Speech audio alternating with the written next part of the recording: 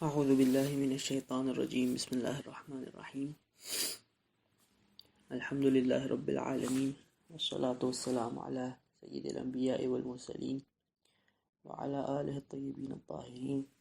واللعنۃ الدائمۃ علی اعدائهم اجمعین من الان الی قیام یوم الدین رب اشرح لی صدری ویسر لی امری واحلل عقدۃ من لسانی یفقہوا قولی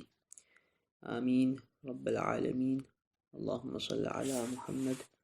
وآل محمد وعجل فرجہم۔ فرینڈس اور ان کی رمضان دینیات کلاس کے لیے یہ لیکچر ریکارڈ ہو رہا ہے اور 7th کلاس کا یہ 9th لیکچر ہے۔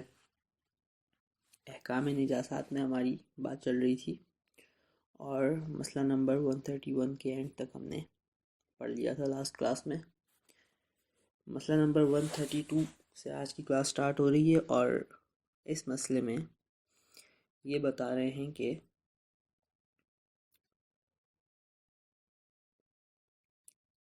قرآن کے بارے میں پچھلے 2-3 مسئلوں میں ہم نے ڈسکس کیا کہ قرآن کو نجس کرنے کا کیا حکم ہے، اور نجس ہو جائے تو پھر اس کے بعد اس کو پاک کرنا واجب ہے۔ تو اس مسئلے میں مسئلہ نمبر 132 میں قرآن کو نجس انک سے لکھنے کے بارے میں بتا رہے ہیں کہ ایک انک نجس ہو جائے، اگر آپ کو پتہ ہے انک جو ہے مضاف شمار ہوتی ہے، اور انک میں اگر کوئی بھی ایک نجاست کا قطرہ گر جائے تو وہ نجس ہو جائے گی پوری کی پوری۔ اور اگر کوئی شخص اس نجس انک کو پین میں بھرے اور اس پین سے قرآن لکھنا شروع کرے، تو چاہے وہ قرآن کا صرف ایک حرف، ایک الفابیٹ لکھے، مثال کے طور پہ اس نے قرآن لکھنا ہے اس نجس انک سے، اور اس نے سورہ الحمد لکھنے کا سوچا ہے، اور ابھی صرف بسم اللہ کے سٹارٹ میں جو با آتا ہے، بے آتا ہے، صرف وہ بے لکھے اور رک جائے۔ صرف ایک الفابیٹ بھی اگر وہ لکھتا ہے اس نجس انک سے قرآن کا،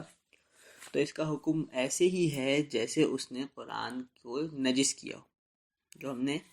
اس ٹاپک کے سب سے پہلے مسئلے میں مسئلہ نمبر 129 میں پڑھا تھا۔ اور وہ حکم کیا تھا؟ وہ حکم یہ تھا کہ یہ کام حرام ہے قرآن کو نجس کرنا،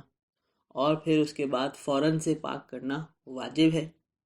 فرق یہ تھا کہ اگر بے حرمتی ہو رہی ہو تو یہ فتویٰ ہو جائے گا، فتویٰ ہے، اور اگر بے حرمتی نہ ہو رہی ہو تو یہ احتیاط واجب ہے۔ تو اسی طرح یہاں پر اگر یہ نجس انک سے قرآن لکھتا ہے تو یہ کام حرام ہے، اور اس کو فوراً سے پاک کرنا، مٹانا، یا مثال کے طور پہ اس نے نجس انک سے اگر کسی لکڑی کے اوپر لکھا ہے تو اس کو رگڑ کر، اس کو کھروچ کر اس حصے کو کلیئر کرنا، یہ سب واجب ہو جائے گا۔ اور اسی تفصیل کے ساتھ جو ہم نے مسئلہ نمبر 129 میں پڑھی تھی کہ اگر یہ بے حرمتی ہوتی ہے تو یہ فتویٰ ہے حرام ہونا بھی اور واجب ہونا بھی، اور اگر بے حرمتی نہیں ہوتی تو احتیاط واجب ہے۔ مسئلہ نمبر 132 میں پڑھ رہا ہوں۔ قرآن مجید کو نجس روشنائی سے لکھنا، روشنائی یعنی انک، نجس انک سے لکھنا، خواہ ایک حرفی کیوں نہ ہو، چاہے آپ نے صرف ایک الفابیٹ لکھا ہو اور رک گئے ہو، یہ کام اسے یعنی قرآن کو نجس کرنے کا حکم رکھتا ہے۔ اور قرآن کو نجس کرنے کا حکم ہم مسئلہ نمبر 129 میں ہم نے پڑھا، اور وہ کیا تھا؟ وہ یہ تھا کہ حرام ہے یہ کام، اور اگر نجس ہو جائے تو پاک کرنا واجب ہے، اس فرق کے ساتھ کہ بے حرمتی ہو رہی ہو تو یہ فتوے ہیں دونوں، اور بے حرمتی نہ ہو رہی ہو تو دونوں احتیاط واجب ہے، اور اسے نجس کرنے کا حکم رکھتا ہے۔ اگر لکھا جا چکا ہو تو کسی نے لکھ دیے قرآن کو نجس روشنائی سے، اب چاہے جان بوجھ کے لکھا ہے، چاہے اس نے لکھ دیا، اسے نہیں پتا تھا یہ نجس ہے، بعد میں پتا چلا نجس ہے، بہرحال اگر قرآن نجس روشنائی سے لکھ دیا گیا ہے تو اسے پانی سے دھو کر، اگر پیپر پہ مثال کے طور پہ، یا کپڑے پہ، یا چھیل کر اگر لکڑی پہ ہے یا دیوار پہ ہے، یا کسی اور طریقے سے مٹا دینا ضروری ہے۔ امپورٹنٹ یہ ہے کہ یہ جو نجس انک سے لکھا گیا ہے اسے مٹا دیا جائے. اب اسے یہ دھلنے سے مٹتا ہے تو اسے دھو کے مٹائیں، یہ چھیلنے سے مٹتا ہے تو اسے چھیل کے مٹائیں، یہ جیسے بھی مٹتا ہے اسے مٹانا ضروری ہے. اور یہ جو ضروری ہے، یہ ضروری ہے میں وہی باتیں دونوں باتیں آ جائیں گی جو ہم نے مسئلہ نمبر 129 میں پڑھی تھی، کہ اگر یہ بے حرمتی ہو رہی ہے تو یہ ضروری ہے فتویٰ، اور اگر یہ بے حرمتی نہیں ہو رہی تو یہ ضروری ہے احتیاط واجب. یہ بات ہمیں کہاں سے پتہ چل رہی ہے؟ یہ ہمیں بات اس جملے سے پتہ چل رہی ہے جو اس مسئلہ نمبر 139 میں انہوں نے کہا اسے نجس کرنے کا حکم رکھتا ہے. قرآن کو نجس روشنائی سے لکھنا قرآن کو نجس کرنے کا حکم رکھتا ہے، اور نجس کرنے کا حکم یہ ہے کہ جس میں بے حرمتی ہو رہی ہو تو فتویٰ ہوتا ہے، اور بے حرمتی نہ ہو رہی ہو تو احتیاط واجب ہے. یہ ہو گیا ہمارا مسئلہ نمبر 132 مکمل. اس کے بعد آ جائے مسئلہ نمبر 133. مسئلہ نمبر 133 میں کیا بتا رہے ہیں؟ مسئلہ نمبر 133 مسئلہ نمبر 131 سے قریب ہے، اس سے ملتا جلتا ہے. مسئلہ نمبر 131 میں ہم نے یہ بات پڑھی تھی کہ اگر میں قرآن کسی نجس چیز کے اوپر رکھ دوں اور وہ چیز سوکھی ہوئی ہے، وہ قرآن نجس بھی نہیں ہو رہا، قرآن پاک رہ رہا ہے، لیکن نجس چیز کے اوپر رکھا ہے میں نے صرف، اور نجس چیز کے اوپر رکھنے کی وجہ سے قرآن کی بے حرمتی شمار ہو رہی ہے، تو یہ کام حرام ہے. مسئلہ نمبر 133 میں بھی ہم اس سے ملتی جلتی بات کر رہے ہیں، اور وہ یہ کر رہے ہیں کہ اگر میں قرآن کسی کافر کو پکڑا دوں اور میں جو کافر کو قرآن پکڑا رہا ہوں، کافر قرآن پکڑ رہے ہیں، یہ قرآن کی بے حرمتی، قرآن کی توہین ہو رہی ہے، قرآن کی انسلٹ ہو رہی ہے، تو پھر میرے لیے حرام ہوگا کہ میں قرآن کافر کو دوں. اور اگر قرآن کافر کے ہاتھ میں ہے تو اس کو واپس لینا میرے لیے واجب ہو جائے گا. کب؟ اگر قرآن کی بے حرمتی ہو رہی ہو تو. آسان سا مسئلہ ہے، میں اس کو بک سے پڑھ رہا ہوں. مسئلہ نمبر 133. اگر کافر کو قرآن مجید دینا بے حرمتی کا موجب ہو یعنی اس سے قرآن کی بے حرمتی اور توہین ہوتی ہو، تو پھر یہ کام تو حرام ہے کہ میں قرآن کافر کو دوں، یہ حرام ہے. اور بریکٹ میں بتا رہا ہوں، اور اگر اس کو کسی نے قرآن دے دیے یا اس نے خود قرآن اٹھا لیے اور یہ قرآن کی بے حرمتی ہو رہی ہے، اور اس سے قرآن مجید واپس لے لینا واجب ہے، دینا حرام ہے، اور اگر اس کے پاس پہنچ گئے کسی بھی طرح سے تو اس سے لے لینا قرآن مجید واپس ہے. یہ ساری بات کب ہے؟ یہ ساری بات اس وقت ہے جب قرآن مجید اگر کافر کے پاس رہے تو اس سے قرآن مجید کی بے حرمتی ہو رہی ہو. اس کے بعد جو ہمارا اگلا مسئلہ ہے، مسئلہ نمبر 134. اس مسئلے میں جو حکم بتایا جا رہا ہے وہ ابھی تک ہماری بات قرآن مجید کے حوالے سے چل رہی تھی، وہ قرآن مجید اور قرآن مجید کے ساتھ ایسی کچھ اور چیزوں کا ہے. کون سی چیزوں کا ہے؟ وہ چیزیں جن کا احترام ضروری ہوتا ہے. قرآن کا احترام ضروری ہوتا ہے، قرآن کی بے حرمتی کرنا اور توہین کرنا جائز نہیں ہے. اسی طرح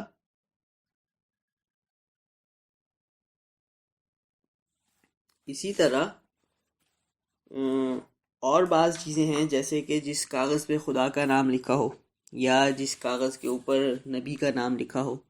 یا ائمہ میں سے کسی کا نام لکھا ہو، ان چیزوں کا بھی احترام ضروری ہوتا ہے. ان کی بھی بے حرمتی کرنے کی ہمیں اجازت نہیں ہے، ان کی بھی توہین کرنے کی ہمیں اجازت نہیں ہے. تو یہ مسئلہ نمبر 134 قرآن کے لیے بھی ہے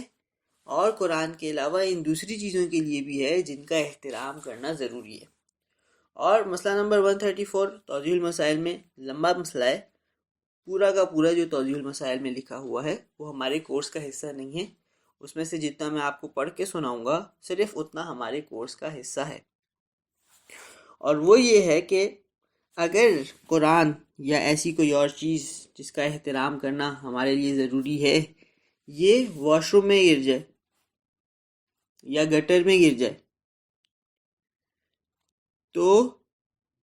اس کو ایک تو نمبر 1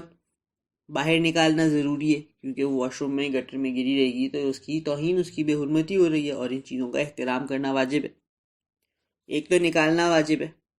دوسرا نکالنے کے بعد اسے دھونا واجب ہے،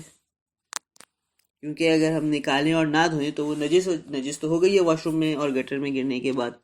تو ہم نکالیں گے اور دھوئیں گے نہیں تو اس جو نجس رہے گی، نجس ہونے کی وجہ سے اس کی بے حرمتی ہوتی رہے گی، اور ان چیزوں کا احترام کرنا واجب ہے۔ اور دوسری بات یہ کہ ایک تو اس کو ہمیں نکال کر دھونا ہے، اور اگر اس کام میں کچھ خرچہ ہو تو بھی ہمیں وہ خرچہ کر کے اس کاغذ کو نکال کے دھونا پڑے گا۔ مثال کے طور پہ وہ گٹر میں گر گئی ہے اور گٹر میں وہ بہت اندر ہے، ہمارے لیے اپنے لیے پاسبل نہیں ہے نکالنا، ہمیں کسی کو بلانا پڑے گا، وہ آئے، کوئی جمع دار وغیرہ آئے اور وہ اندر جائے اور نکالے، اور پھر وہ ہم سے پیسے لے گا اپنے کام کرنے کے، اپنی اجرت مانگے گا ہم سے، تو ہمارے لیے ضروری ہے کہ اس کو پیسے دیں، خرچہ کریں، اور یہ کاغذ جو گر گیا ہے واش روم میں، گٹر وغیرہ میں، جس کا احترام ضروری ہے، اسے نکلوائیں اور نکلوا کے دھوئیں۔ تو یہ اس مسئلے میں ہمیں بتایا جا رہا ہے۔ اگین اس میں 3 باتیں ہو گئیں۔ نمبر 1 ہمیں نکالنا ضروری ہے، نمبر 2 اس کو پاک کرنا بھی ضروری ہے، اور نمبر 3 اگر اس کام کے لیے خرچہ ہوتا ہے ہمارا تو خرچہ بھی کرنا ضروری ہے۔ اس کام کو ہم چھوڑ نہیں سکتے کہ چلو خیر ہے وہ پڑا رہنے دو واش روم کے اندر ہی یا گٹر کے اندر ہی، نہ، اس بات کی ہمیں اجازت نہیں ہے۔ خرچہ کریں گے، بندہ بلوائیں گے، مزدور آئے گا، کوئی جمع دار آئے گا، وہ جائے گا گٹر میں، اس کاغذ کو نکالے گا، اور ہم اس کی پیمنٹ کریں گے، اور یہ بھی ہم پر واجب ہوگا۔ مسئلہ نمبر 134 میں پڑھ رہا ہوں، اس کو غور سے سنیے گا کہ جتنا میں پڑھ رہا ہوں اتنا ہمارے سلیبس میں ہے، اس کے بعد کا حصہ ہمارے سلیبس میں نہیں ہے۔ اگر قرآن مجید کا ورق یعنی پیج، یا کوئی ایسی چیز جس کا احترام ضروری ہو، اس کی ایگزامپل کیا ہے خود بتا رہے، مثلاً ایسا کاغذ جس پر اللہ تعالیٰ کا یا حضرت رسول اکرم صلی اللہ علیہ وآلہ وسلم یا کسی امام علیہ السلام کا نام لکھا ہو، کسی کاغذ پہ خدا کا نام لکھا ہوا ہے، رسول کا نام لکھا ہوا ہے، یا ائمہ کا نام لکھا ہوا ہے، تو اس کا احترام ضروری ہو جاتا ہے۔ یہ یا قرآن کا ورق اور پیج بیت الخلاء میں گر جائے، بیت الخلاء یعنی واش روم میں یا گٹر میں گر جائے، تو نمبر 1 اسے باہر نکالنا، اور نمبر 2 اسے دھونا واجب ہے، باہر نکالنا بھی واجب ہے اور باہر نکال کے دھونا بھی واجب ہے، اور نمبر 3 خواہ اس پر کچھ رقم ہی کیوں نہ خرچ کرنی پڑے، چاہے اس پر ہمیں کچھ رقم، کچھ پیسے لگانے پڑیں، کوئی مزدور بلانے پڑیں جو یہ کام ہمیں کر کے دیں، تب بھی ہمارے لیے واجب ہے کہ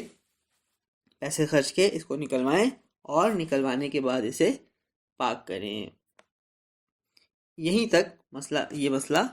ہمارے سلیبس، مسئلہ نمبر 134 کا یہی حصہ صرف ہمارے سلیبس کا حصہ ہے، اور اس کے بعد کا حصہ ہمارے سلیبس میں شامل نہیں ہے۔ مسئلہ نمبر 135 انشاءاللہ ہم نیکسٹ کلاس میں ڈسکس کریں گے۔ والحمد للہ رب العالمین۔